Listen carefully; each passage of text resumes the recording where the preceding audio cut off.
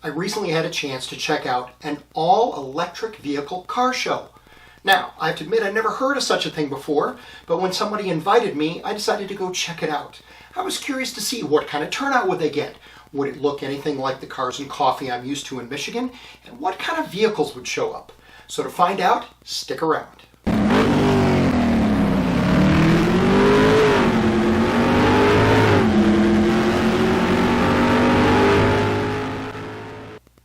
Recently, I met the president of the East Michigan Electric Vehicle Association. They're a nonprofit that promotes the widespread adoption of electric vehicles. And he invited me to come to this car show. They are a chapter of the National Electric Auto Association, and that group has actually been around since the 1980s, back in the days where they would convert internal combustion engine cars over to electricity. So, I have to admit up front, I am not opposed to electric cars. I've reviewed a number of them for my YouTube channel. If you happen to be new here, I've done the Tesla Model Y Performance Edition. I've done the Polestar 2, I've done the Mustang Mach-E, I've done an Audi e-tron GT. They are fascinating pieces of technology. Now, I don't think we ought to be subsidizing them with our tax dollars, but that's a debate for another video. So, having said that, let's take a look at some of the cars that showed up to this car show. First vehicle I went to take a look at was this 2023 Rivian R1S SUV. This is the Rivian SUV 2023 model. The door handle. Even your third, a little hard to get back to that third row. Yeah, it is. Yeah, it's kind of cool that it has a third row back there, yeah, though. If you pull that button, that's pretty neat. It'll slide forward and move it still. Oh, yeah, I see that. So it's got a motor. Wow, it's got a motor and it does it automatically. But you still got to be limber. It's just springs. Yeah, you still have to be limber. I'm not getting back there. And then I assume it's got a lever. You just push it back into place. Yep. And then recline the. Yeah, there's like that. Seat just like that. Yep. Yeah, I have screen protectors on. Wow, look at the big screen. Yeah. I had a Model 3. I really like the one here. Oh, having the one through the steering wheel? Yep. Center console display. That I can totally understand. Yeah. This is a. It doesn't open, but it's a wid. That's a lot of lighting. But we have the. Nice. This is the camp mode, so you can turn the displays off if you're in the car, or it keeps the lights from coming on. But it also will level the car if you're on an uneven surface. Oh, interesting. Okay. So if you have a rooftop temp or you're sleeping inside. Yep, and you want to be level. Yeah. It will adjust the vehicle to level it. Yeah, and then it has. These cars are becoming more computers. I have these are all the different drive modes. So on road you have snow. You have all-purpose, conserve, which is the front two tires. It gives you better range. I think we're going down now. Yep, I can feel it adjusting. And then sport mode, which is if you want to do the 0 to 60. Yeah, if you really want to drag race. Yeah. It's pretty fast, though, right? Yeah. Well, that's true of most electric vehicles, though. They're all, the power is instantaneous. But you hit the max speed of 112 miles an hour before the end of the quarter mile. Oh, I'll bet you do. I'll bet you do. It's got off-road modes. Yep. We're going to go off-road. Soft sand. Yeah, Yep. so it has...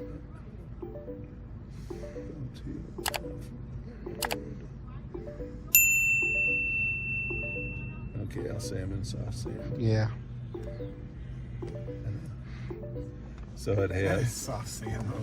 So that. Well, we got soft sand in Michigan in places, so I guess you can try it out. Yeah, they're having a bunch of Rivians over at the Warren Dunes here in Yeah, there you go. June. But so that soft sand puts more drive to the front wheels. Mm-hmm. Then you have rock crawl, which is like max height. Sure.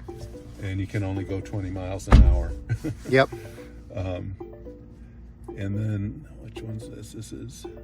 Oh, that was the one we were just on, the soft sand. Doesn't want to change. out of these modes. I don't know, maybe because I have these. Yeah, things what's the? open. Oh, that's rally. Yeah. Interesting.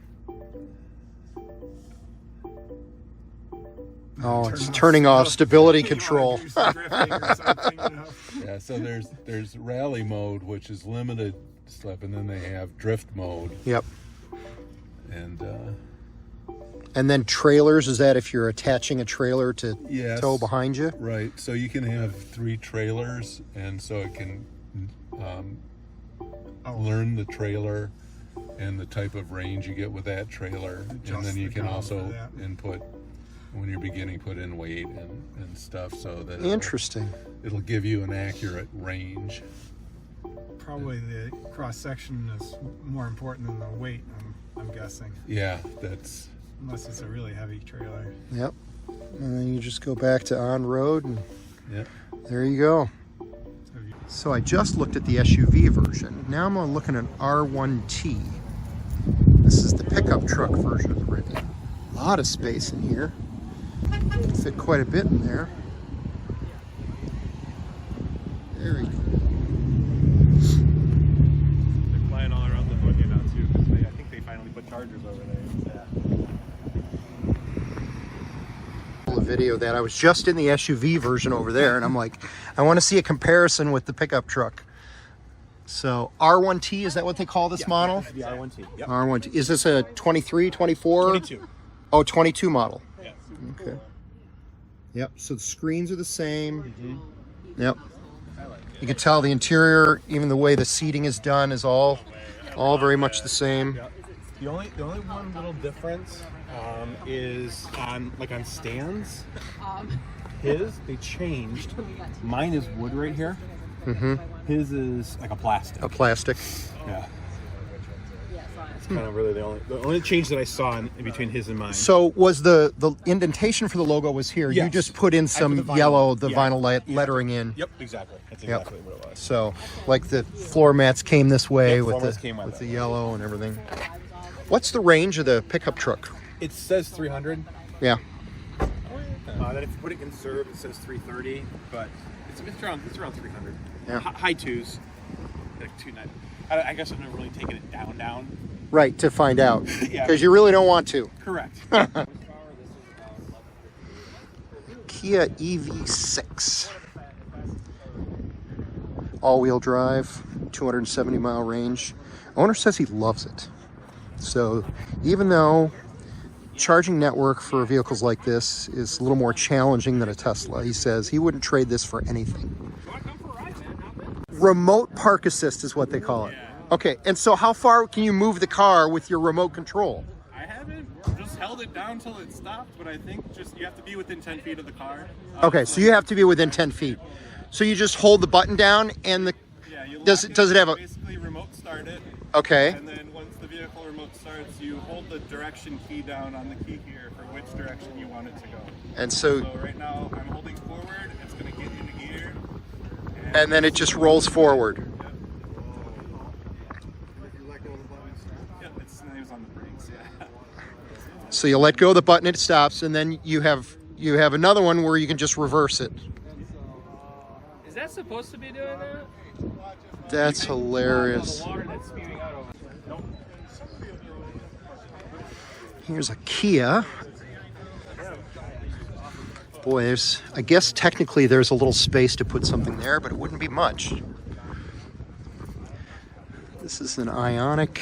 I always forget which model this is. This is the 5 or the 6.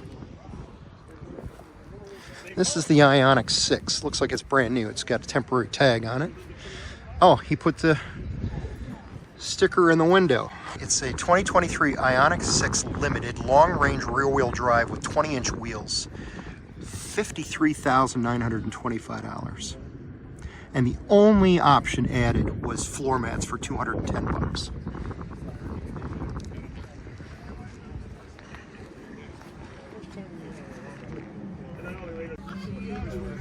This is a 2014 Tesla Model S, and look at the sign in the window. 349,000 miles, no autopilot, but original battery. Wow, that's something else. So It's held up really well considering the age of the vehicle and how many miles it's got on it. So he bought this in Missouri. It had 200,000 miles on it, and he bought it during the pandemic. And it has the free unlimited supercharging, which is a big bonus. Now, it is the original battery, but the drive motor for the rear, because this is a rear-wheel drive model, has been replaced. That was $8,000. And the charging system failed, and so the charging port and charging system had to be replaced, and that was about $3,000. But otherwise, he did say the sunroof is starting to leak a little bit, and of course the driver's seat is in pretty poor shape, but it's 349,000 miles in 10 years, of course. Imagine how many internal combustion engines the typical car would go through in 349,000 miles. There was a brand new Cadillac Lyriq at the show. The gentleman driving it works for an auto parts supplier that's doing some work on the Lyriq. And he opened the front hood for us to show us there is no frunk on this car, which seems kind of odd considering the size of the hood. He even pulled that big plastic panel off to show, yeah, there's a little bit of space. They probably could have done some storage up front, but for whatever reason, Cadillac decided they were not going to put any storage space underneath the hood. 2019 Kia Nero. It's got the sticker in the window. Nero EX Premium. And it was $46,270 original. It has the cold weather package, which was $1,000. Battery heater, heat pump, heated steering wheel, carpeted floor mats, wheel locks. It says he's got about 22,000 miles on it. And has a EPA estimated range of about 240 miles.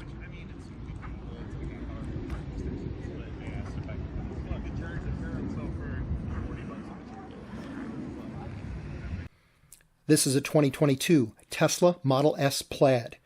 In talking to the owner, he indicated that it was a one-year lease by a corporation who then turned it back into Tesla, and so he picked it up at a significant discount. Tony here is going to give me a ride in his Tesla Model S PLAID, which is the high-performance version of the Model S. So I'm going to climb in.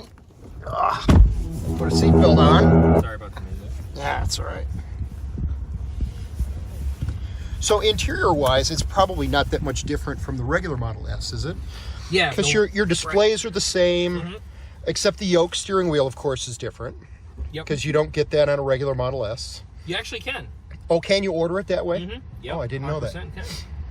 Interesting. Let's see which way. I'm going to go before I hit the water to see if we can go around it. Because I like that back area over there. Just like less hoopla. Yeah, that's fine. Whatever you want to do. So, well, we got people pulling out, and All this water. we have to behave. Yeah. It's kind of hard to behave in this car. So is this a cell phone charger area? Yeah, these are both wireless, and then if your screens ever die, you can tap here, and you can kind of see them illuminate. Oh, interesting, for what gear you're in, and Yeah. whether you're going forward or back, etc. I never call it a gear, I just call it switching polarity. Yeah, exactly, because it's not really a transmission. Right. Just single speed. It's not like your usual automobile. Right. Oh, this is perfect back here. All right, I'm just gonna hit it from There you go. You ready? Right there. Ready to go? Yep. Oh my word, the phone flipped over. It was so fast the phone couldn't even, my camera couldn't stay focused in the right direction. Yeah, I forgot to warn you about that. That's hilarious. I didn't lock it down enough. That's great. No, it's just... It's just never gets incredible. No, I'm sure lots of people ask for rides and Oh, yeah. and want to experience what that power is like. There's so many cars here. Yeah, that's okay. We got the experience that we wanted. It'll just look funny to see my camera go flop up and look at the ceiling. Yep. No, I'll definitely give you like an actual launch. I'm just trying to find like a spot because these businesses are great back here for this.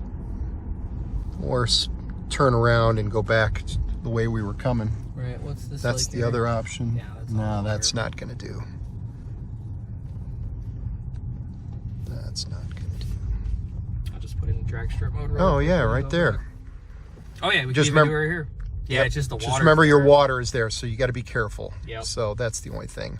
That's all right. You're just going to gun it for a second, just so I can get the feel of what it's like. So then you put the brake and the accelerator. It'll just together. Animation. The front end's going to lower into cheetah stance. Yep. And then you just pop the brake and let it go, right? Yep. Brakes when it says ready to launch. So make sure you put your head back. You hold on to your phone. It says ready to launch. Ready to go? Yep. Go. Oh, jeez. Oh, my word. We got up to 50 there.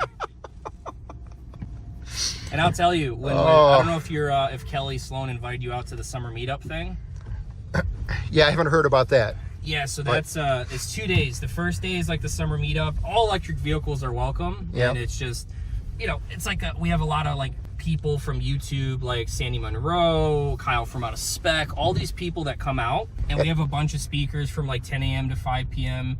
And then the second day is called Plaid Day. So we have a private little like strip that police show up to. There's we didn't have EMS last year, but they say they're supposed to come out.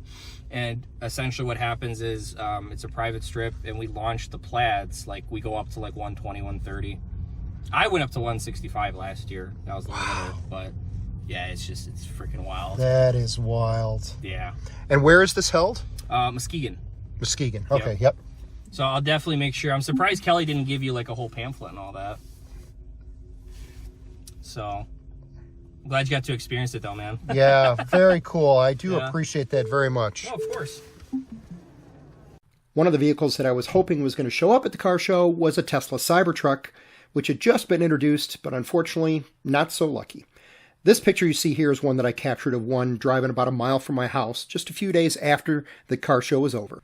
I'll just conclude by saying it was an interesting car show. I enjoyed talking to the owners of these vehicles, and I'm certainly glad I came for no other reason than I got a ride in a Tesla Model S Plaid, which is something that I had been looking forward to. If you're an electric vehicle owner, drop me a comment below. What do you like about your EV? What don't you like about it? Would you buy something different next time around? Let me know what you think. My name is Tom Stroup. You've been watching Find the Right Road. If you enjoyed this video, please click the like button and consider subscribing to my channel. Thanks, and we'll catch you next time.